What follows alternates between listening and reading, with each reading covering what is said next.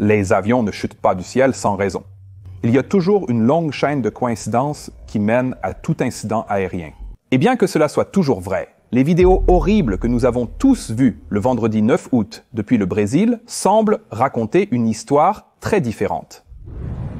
Je ne fais jamais de vidéos sur les accidents incluant des victimes avant la sortie du rapport final, et ce n'est pas une exception. Mais étant donné que beaucoup d'entre vous êtes des voyageurs nerveux, j'ai décidé de créer cette vidéo pour expliquer certains des principes de base derrière les vidéos que vous avez vues.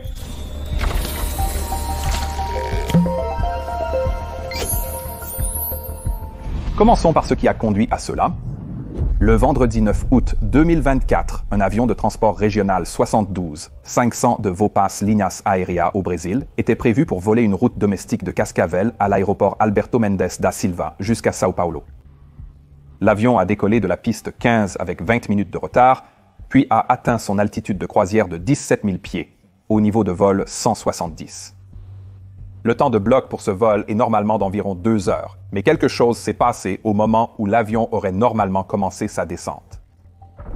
Les données Automatic Dependent Surveillance Broadcast ont montré que l'avion est d'abord descendu lentement, puis est remonté, suivi d'une descente extrêmement rapide de 12 000 à 14 000 pieds par minute, jusqu'à ce qu'il s'écrase finalement dans une zone résidentielle à l'extérieur de Vinhedo. L'avion s'est écrasé sur une maison, mais il n'y a aucun rapport de victimes au sol. Les 62 personnes à bord ont péri dans l'accident. Les travaux de récupération sont en cours au moment de l'enregistrement de cette vidéo. Il n'y a eu aucun appel d'urgence de la part des pilotes. Et bien que les données Automatic Dependent Surveillance Broadcast aient montré des indications de vitesse erratique tout au long du vol, ces indications étaient également présentes lors des vols précédents, ce qui indiquerait un problème avec les données et non avec l'avion. Comme je l'ai dit, il est trop tôt pour spéculer sur les causes réelles de cet accident. Nous devrons attendre le rapport provisoire et final pour cela, qui prendra normalement environ 1 mois pour le provisoire et 2 ans pour le final, mais parlons plutôt maintenant de certains des facteurs impliqués que nous connaissons. L'avion impliqué était un avion de transport régional 72, 500 de 14 ans appartenant à une société de leasing appelée Nordic Aviation Capital. Il avait le numéro de queue Papa Sierra, Victor Papa Bravo, et son état technique avant le vol est inconnu au moment du tournage de cette vidéo, mais cela dit, l'avion a clairement été expédié, donc il aurait été jugé techniquement apte à voler. Pendant la dernière partie du vol, l'avion traversait une zone de givrage sévère prévue qui existait entre 12 et 20 et 1 000 pieds. Nous le savons grâce à une Significant Meteorological Information publiée publiquement qui détaillait l'heure, la couverture géographique et verticale, ainsi que la gravité de ce risque de glace. Cela fera partie de tous les documents de briefing pré-vol des pilotes, mais nous ne savons pas si ces pilotes en avaient été informés ou non. Nous ne savons pas non plus si ce givrage a eu un impact sur ce qui s'est passé, mais il vaut la peine de mentionner ici que l'avion de transport régional, bien qu'il soit généralement un avion très fiable et bon, a déjà eu des problèmes pour faire face aux conditions de givrage. Le premier accident mortel impliquant cet avion a eu lieu en 1994 avec le vol 4184 d'American Eagle. Dans ce cas, un avion de transport régional, 72, est entré en condition de givrage alors qu'il était en attente. Et lorsque la glace a été enlevée à l'aide des bottes de l'avion, des crêtes de glace sont restées sur les ailes, ce qui a causé des perturbations aérodynamiques sur les ailerons. Ces perturbations étaient si fortes que les ailerons sont entrés dans ce qu'on appelle une inversion, ce qui signifie qu'ils ont été essentiellement forcés aérodynamiquement dans une position extrême. Cette inversion n'a été possible que parce que l'avion de transport régional, comme certains autres turbopropulseurs, dispose d'ailerons à commande manuelle plutôt qu'à hydraulique. Des ailerons à commande hydraulique auraient été suffisamment puissants pour contrer ces forces aérodynamiques, mais dans ce cas, les commandes ont probablement été arrachées des mains du pilote. Le résultat a été un mouvement de roulis violent que les pilotes n'ont finalement pas pu surmonter. Suite à l'accident, des bottes de dégivrage de l'avion modifiées, j'y reviendrai dessus plus tard, et des procédures de pilotage mises à jour pour opérer dans des conditions de givrage ont été introduites pour tous les avions de transport régional. Mais malheureusement, le 21 décembre 2002, un autre avion de transport régional, le vol Transasia 791, s'est écrasé en raison d'une combinaison de givrage et de procédures mal exécutées. Cela a ensuite été suivi par le vol Aero Caribbean 883 le 4 novembre 2010, également en partie à cause du givrage. Et enfin, le 2 avril 2012, le vol Uther 120 s'est écrasé peu après le décollage en raison de procédures de dégivrage mal appliquées et comme vous pouvez le voir, tous ces accidents ont à voir avec des éléments de givrage, même s'ils n'étaient pas le seul facteur. Alors, pourquoi le givrage est-il si dangereux en général et surtout pour cet avion? Le givrage s'accumule rapidement sur les surfaces aérodynamiques exposées d'un avion, tels que les bords d'attaque des ailes, les moteurs, les sondes et les commandes de vol. Lorsque cela se produit, les propriétés aérodynamiques de ces surfaces peuvent commencer à changer de différentes façons selon la forme de la glace, ce qui est imprévisible. La glace ajoute toujours de la traînée, ce qui ralentit l'avion, et elle peut également changer complètement la façon dont une commande de vol fonctionne, rendant le contrôle de l'avion très difficile, ce qui, comme je l'ai mentionné, est particulièrement vrai si les commandes de vol sont alimentées manuellement, comme les ailerons sur l'avion de transport régional. De plus, le givrage ajoute du poids, diminuant davantage les performances.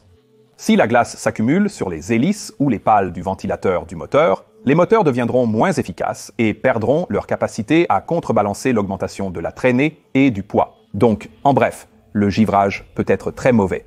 Et c'est pourquoi vous voyez toujours les avions être correctement dégivrés lorsque les conditions de givrage sont rencontrées au sol. Et c'est aussi pourquoi les avions de la catégorie transport sont toujours équipés de systèmes de dégivrage pour les ailes, les fenêtres du pilote, les sondes et les moteurs.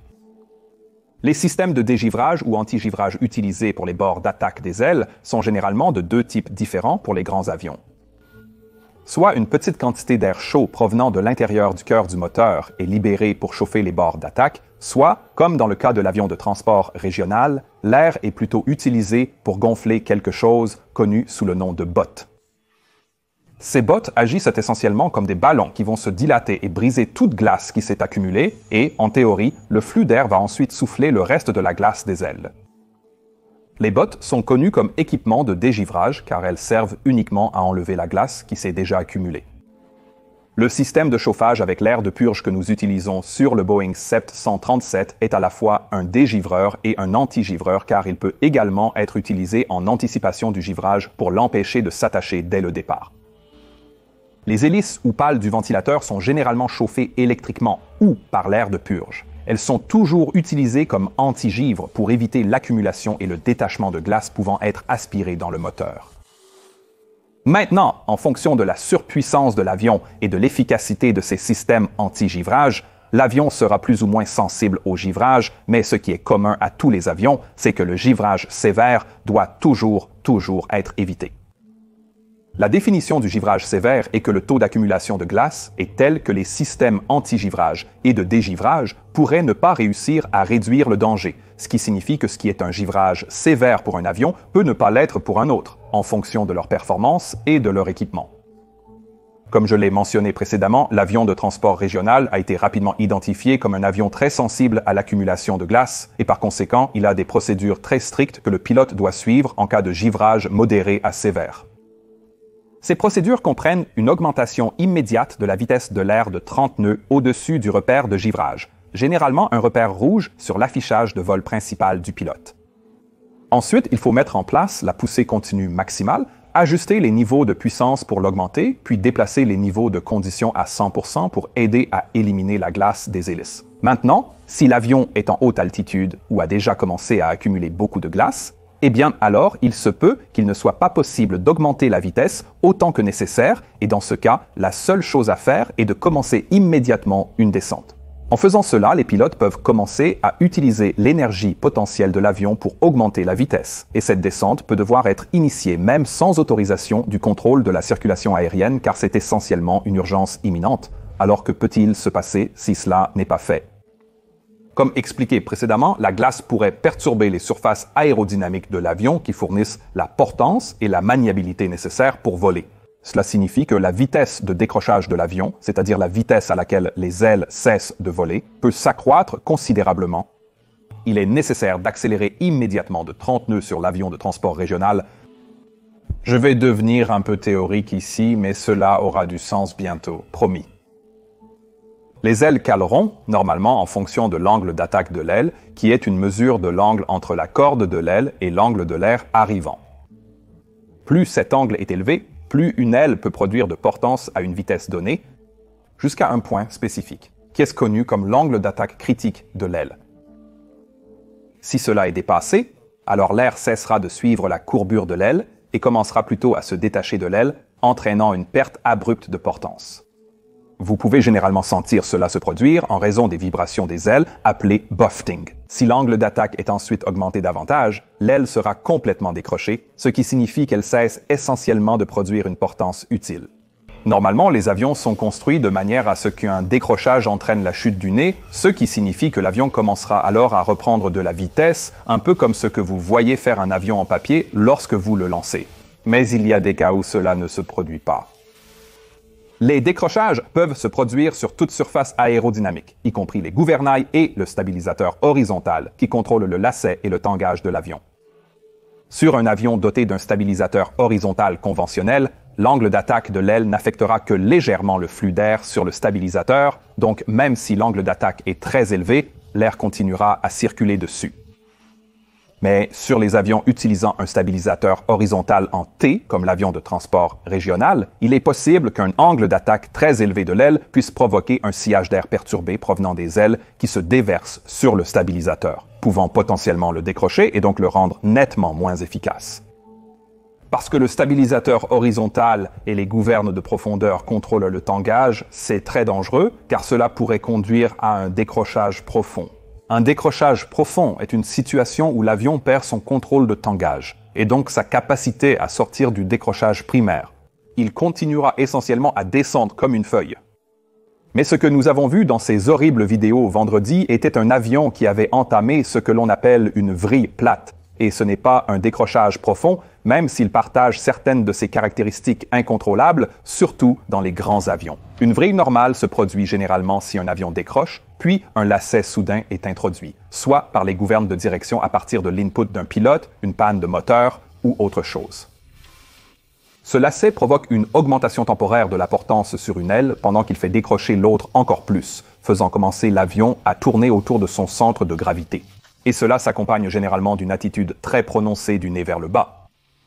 Pour sortir d'une vrille dans un petit avion, il existe des étapes simples à suivre, souvent résumées par l'acronyme PARE. Puissance au ralenti, aileron neutre, gouvernail opposé à la direction de la vrille et élévateur vers l'avant. Cette combinaison réduira la rotation tout en augmentant la vitesse de l'air pour diminuer l'angle d'attaque et sortir complètement de la vrille. Cela consomme un peu d'altitude, mais peut être réalisé assez rapidement. Maintenant, une vrille plate est une situation plus sérieuse et comme le nom le suggère, elle comprend une rotation autour de l'axe du lacet, mais avec l'attitude du nez beaucoup plus élevée que dans une vrille normale. Cette attitude plate réduit l'efficacité des surfaces de contrôle, rendant beaucoup plus difficile de briser la vrille en raison de la circulation réduite d'air. Une vrille plate peut se produire à cause de mauvaises procédures de sortie telles que des entrées d'aileron opposées, une augmentation de puissance au lieu d'une réduction ou un centre de gravité très en arrière. Dans tous les cas, c'est une situation dans laquelle vous ne voulez absolument pas vous trouver, dans un gros avion comme un Boeing ou un avion de transport régional. Vous voyez, les avions plus grands ont généralement des moteurs lourds situés loin sur les ailes, créant un potentiel de poussée asymétrique ou même de fortes forces gyroscopiques lorsqu'ils tournent. Cela peut rendre la récupération presque impossible, le gouvernail pouvant être trop petit pour créer un dynamisme opposé suffisant. Et il peut également être bloqué en raison des fortes forces latérales créées par la rotation, entraînant un angle d'attaque extrêmement élevé du gouvernail. À ma connaissance, aucun avion de transport n'est certifié pour les manœuvres de rotation en raison des facteurs mentionnés. Et pendant la phase de certification, des parachutes de freinage sont parfois utilisés pour aider à arrêter les rotations incontrôlables si elles devaient se produire, chose que les avions réguliers, bien sûr, n'ont pas. Et cela m'amène à mon prochain point. Que peut-on faire à ce sujet? Eh bien, le fait est que la meilleure façon de se protéger contre les décrochages profonds, les vrilles plates et autres manœuvres indésirables est assez simple. Sensibilisation, formation et évitement. J'ai déjà souligné l'importance cruciale de la formation Upset Prevention and Recovery Training, imposée par la plupart des compagnies aériennes et écoles de pilotage lors de la dernière décennie. Cette formation aide les équipages à comprendre l'aérodynamique des renversements et des décrochages, en augmentant la vigilance et en permettant une reconnaissance et une récupération plus rapide. Tous les pilotes suivent une formation initiale et continue où l'approche du décrochage et la récupération sont une partie obligatoire et cruciale. La formation Upset Prevention and Recovery Training a porté cette formation à un niveau supérieur. Lorsque nous apprenons à voler pour la première fois, nous le faisons dans de petits avions où nous amenons réellement l'avion dans des décrochages totalement développés juste pour sentir comment l'avion réagit et ensuite apprendre à s'en remettre calmement. Et pendant nos qualifications sur des avions plus grands, on nous inculque de ne jamais laisser l'avion décrocher en premier lieu, mais de se remettre d'un décrochage imminent dès que humainement possible. Les décrochages totalement développés ne sont jamais entraînés car nos simulateurs ne sont pas équipés pour reproduire avec précision la réponse de l'avion à cela et pourraient donc conduire à une formation négative si nous essayons. Un décrochage totalement développé ne devrait jamais se produire sur ce type d'avion. Les avions modernes disposent de systèmes d'alerte et de modes de réversion automatique, conçus pour prévenir les pilotes d'un décrochage imminent et intervenir si nécessaire, afin d'assurer la sécurité.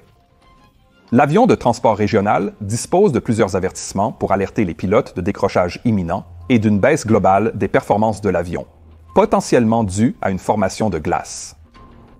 Si ces avertissements sont déclenchés, la liste de contrôle et la procédure mentionnée doivent être suivies immédiatement, le givre pouvant se former très rapidement. Maintenant, dans le cas des avions qui pourraient théoriquement entrer dans un décrochage profond, comme l'avion de transport régional, ces systèmes d'avertissement comprennent également un poussoir de manche qui pousse physiquement la colonne de commande vers l'avant pour abaisser le nez avant que l'angle d'attaque critique ne soit atteint. Et les avions Airbus ne permettent normalement même pas au pilote de s'approcher de cet angle en premier lieu en utilisant sa technologie fly-by-wire. Et cela me ramène à ces horribles clips vidéo de vendredi dernier. Quoi qu'il se soit passé sur ce vol, cela inclut, aussi sûr que je suis assis ici, un certain nombre de circonstances malheureuses liées qui ont ensuite conduit les pilotes à perdre finalement le contrôle. Tous les clips que j'ai vus montrent l'avion en vrille plate complète, et il est probable qu'une fois cette perturbation pleinement développée, les pilotes pouvaient faire très peu pour l'arrêter. Maintenant, dès que j'ai vu les nouvelles concernant cet accident, j'ai organisé une réunion Zoom supplémentaire avec mon équipe Patreon où j'ai invité le capitaine de formation de avion de transport régional, Magnar Nordahl, à venir expliquer comment fonctionne l'avion de transport régional et je mettrai un lien vers sa excellente chaîne ci-dessous. Je réalise pleinement l'impact que ce type d'accident pourrait avoir sur les voyageurs nerveux. Et être capable de fournir une explication et un soutien en personne est exactement le genre de choses que j'aime faire pour mes Patreons. Surtout depuis qu'ils m'aident à produire ce genre de contenu pour que je puisse ensuite tout vous expliquer et, espérons-le, diffuser des informations pour rendre l'aviation plus sûre. Alors, à tous mes Patreons de là-bas, merci. Maintenant, il faudra probablement au moins un mois avant que le rapport préliminaire ne sorte et cela ne couvrira que les découvertes les plus basiques jusqu'à ce point et ensuite il faut généralement entre 1 an et demi à 2 ans avant que le rapport final ne soit publié. Une fois que cela se produit, je serai évidemment de retour avec une vidéo complète expliquant toutes les circonstances qui ont conduit à cet accident sur la chaîne Mantour Pilot. Mais une chose que je peux absolument garantir, c'est que cet accident, tout comme tous les autres que j'ai traités sur mes chaînes, rendra finalement l'aviation encore plus sûre.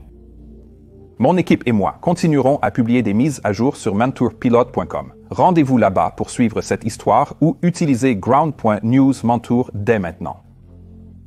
À l'heure actuelle, nos pensées vont aux familles et amis des 62 passagers et membres d'équipage disparus à bord du vol 2283 et à tout le Brésil, qui je sais est en souffrance.